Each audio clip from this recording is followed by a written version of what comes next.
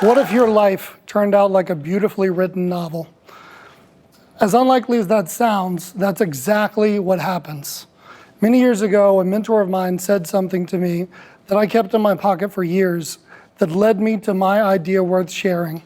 The idea that the worst things that have ever happened to you will end up becoming the best things that will ever happen to you if you embrace them, learn from them, and don't allow them to make you bitter. Now, I call this the novel effect.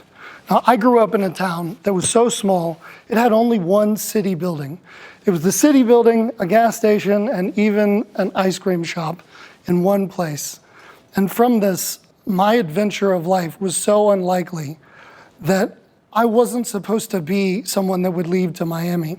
But one day, I was at the beach with my family, and we visited in Florida, and I decided that I was going to leave them to somewhere that was in a big city, in a warm climate, on the coast, somewhere still in the United States.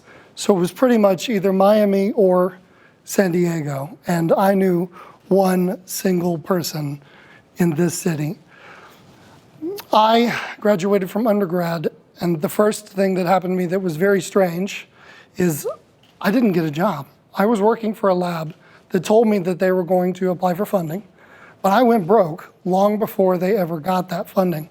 And I can still to this day remember my mother calling me, imploring me to finally give up and come home. And I turned around and looked at my apartment, and all I had was a mattress sitting flat on the floor. So I finally moved home and decided, since I was living at home with my family as a young, basically unemployed male making 1/3 of the amount of money of the previous graduating year, because I graduated in 2008 during the gas crisis, I just decided to take 2 jobs and pay off all of my debts and bought a big truck, or a little truck actually, and my first job was as a mechanical engineer. I was designing robotics for the automotive company. This is one of the things that I actually worked on at the beginning. And what's funny about this is because it was an automotive company in 2008, it actually went out of business almost, and they laid every single person there off 9 months after I started. Not only was it in a situation that failed, but it was across the street from my parents' liquor store. The worst place that I did not want to live. I know it sounds strange to say this, but this was actually the best thing that ever happened to me in my entire life. And the reason is, the idea of moving to Miami would have been crazy talk where I was from. But I got an acceptance letter to the University of Miami's MBA program the same week that they walked everyone out of the building. If that hadn't have happened to me, I never would have taken the leap to go to my favorite city. So even though my family forbid me from doing it, I packed everything I owned into a very, very small truck and drove away in the middle of the night at 3 a.m. all the way to Miami. And I landed at Mary's Coin Laundry right off of 27th Avenue and stopped and ordered a cup of coffee. And I did not know that a colada was not a cafe Americano. So I sat there drinking it and vibrating for a couple of hours before I finally calmed down and realized that at the ripe age of 20-something, when you're not supposed to get an MBA, I left before the student loans went into effect. So I didn't have a plan or anywhere to live. So I drove to Walmart and bought one of those railings that you hang up in the back of your truck and used it to start hanging up my clothes that I had washed at the Mary's Coin Laundry, and eventually fell asleep in that parking lot. And that is actually how I began my MBA, living in the Doral Walmart parking lot. And every now and then I would go to a truck stop just so no one saw a pattern or anything, but I ended up with no plan signing up for a membership for LA Fitness. And I did what I called being fashionably homeless. I woke up every single day and went and worked out in order to just be able to have somewhere that I could put on clothes and then go to school. Luckily, I had one friend whose family was actually a junkyard tycoon, and they called and eventually realized that I was just living in a parking lot and invited me to live on a broken recliner in the middle of a junkyard. I don't know if you guys know who Reba McEntire is, But she has a song that says I might have been born just plain white trash, but fancy was my name. Well, I had come a long way from being born white trash to living amongst the garbage. That is not how I expected Red Foo's I'm in Miami Beach to feel. But Act 2 started as a consultant where I worked for a bunch of different companies solving different problems that they gave me. And I was very good at solving problems. But just so you know, if you're a consultant and if you solve the problem way too quickly, then you actually do so without forming any relationships with anyone there. And for the amount of money that they're paying you, there's really no reason for them to keep you. So congratulations, you have won, you are fired. I hope you had your next contract already signed and set up. I also realized, fact number 2 about consulting, if you're young and don't have a lot of experience and you're not aware of office politics, if you walk into an executive board meeting and present a solution and you swear to tell the truth, the whole truth, and nothing but the truth, but you don't consider the politics of the situation, they will write you an even bigger check just to walk out of the building and tell no one. Thank you very much. In a way more clandestine than Elvis has ever left the building, I promise. So, done with the minor character energy, we're moving on to the rise of this story. I did, once I finally left there, what I always really wanted to do. That secret thing that I never told anyone. I wanted to ballroom dance. So I became a ballroom dancer, and for an entire decade, I traveled around the United States coaching, teaching people, dancing with them, doing competitions, and learned all the waltz, foxtrot, and all of that stuff. Until something happened in that I started losing usage of my feet. And I later was told that this was actually something called intermittent ascending paralysis. So it turned out that I had a perfectly treatable condition, but I needed $150,000 treatment. And seeing as how I had dance instructor insurance, there was really nothing that they could do for me. Not only that, but if I didn't find a way to get insurance, a magic way, I'll never forget those words, then I would probably be slowly mangled to death over the next 9 months. So forget dancing. At that point, I couldn't even stand. I didn't know what I was gonna do, but I knew 2 things. One of those things was that universities have to medically accept everyone once they're accepted to the program. It doesn't matter what's wrong with you.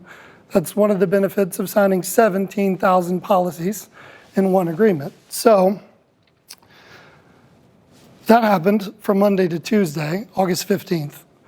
That next Monday, I woke up and I called the UM admissions office. And I asked them if it was still possible for me to apply to school a week late. And they said, absolutely, but you'd start in like the 3rd week. There's no way you'd be successful. And there's no way that you would get all of this stuff in the next 2 days. And the guy started laughing, and I hung up the phone before he finished laughing. I decided what I was gonna do with my life in the next 15 minutes. And I went from one Monday, being a professional ballroom dancer, to the next week, sitting down, not sleeping for almost 4 days, writing 17 pages of why I wanted to be an architectural engineer, and getting 5 letters of recommendation. And then I woke up 155 days in a row for my first semester, crawled out of bed with my legs lifelessly dragging behind me, took a medication and waited about 45 minutes until I could stand up. And then I drove myself to school and dragged myself from bench to bench using a cane, almost 2 hours until January 16th of 2023. And then I finally had some calm and stability and finished the degree.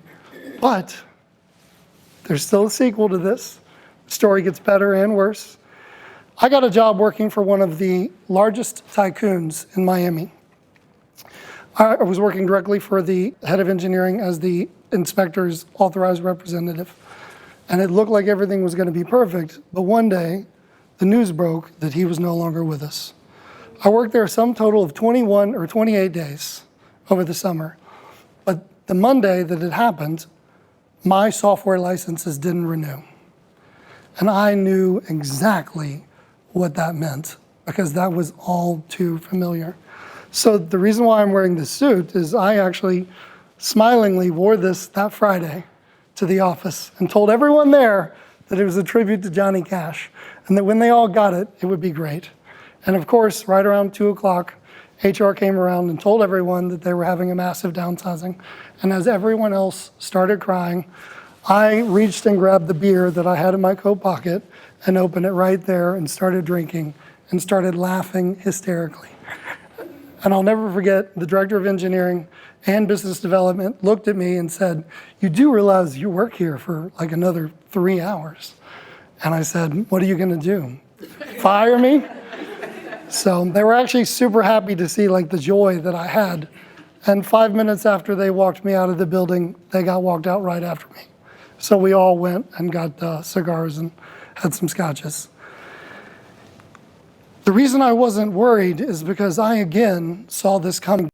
And I never wanted to be a professional student, for the record, but I had already applied and been accepted to my 4th degree because I wasn't about to give it up to chance as to whether I would succeed or not. So now everybody in this room has probably got cortisol levels that are so high, so I want to bring your cortisol levels down just a little bit. The only way I know always works in this city. So you've all been on a roller coaster ride while with me emotionally, but I want you to understand that I'm so grateful, not an ounce of sadness. And the reason is, if I hadn't lost that job at Vanderbilt, I never would have moved home.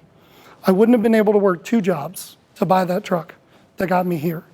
If I hadn't have failed as a consultant, then I wouldn't have pursued the single greatest passion of my entire life during the only point in time when I actually could. If that hadn't failed, I wouldn't have gotten the 4th degree. If that hadn't have happened, then I wouldn't be a project engineer right now working on the biggest bridge project in the entire United States and potentially in the world. So every single one of those things that were difficult to get through, even though it broke me and humbled me over and over again, were absolutely essential for me to get to where I am today. And yes, the outfits that I wear now are quite a bit different than the ones that I wore before. But this story is actually not about me, though. Everything that I've talked about so far is just the setup for what I want you to do in your own mind. And that is, everyone has something that they always wanted to do. I want everyone in this room, whether that's soccer or being a chess master or whatever your dream is, whatever your parents told you not to do, envision that in your head right now. The reason is, I never have to look back and wonder what would have happened, only if I had done it. And the reason is because I did all of it. Every single thing I ever dreamed of, I took off and did it. And it turned out exactly the way my parents said. It was terrible, it was a complete catastrophe, so I gotta give them the credit for that. But if it hadn't have happened, I wouldn't have developed the wisdom and humility of years and years and years of constantly going back and forth from up and down. My life did give me lemons, but I didn't just make lemonade, I added vodka. So when you're going through all of these events, the worst things in your life that end up being the best, it's kind of like one of those images where things are being formed by dominoes falling. From above, it's an incredible masterpiece that's being painted. But from within them, it might look like a disaster that's happening. But the truth is that the whole point isn't to set goals that are obtainable. If you're setting goals that you're reaching every time, then you're setting weak goals.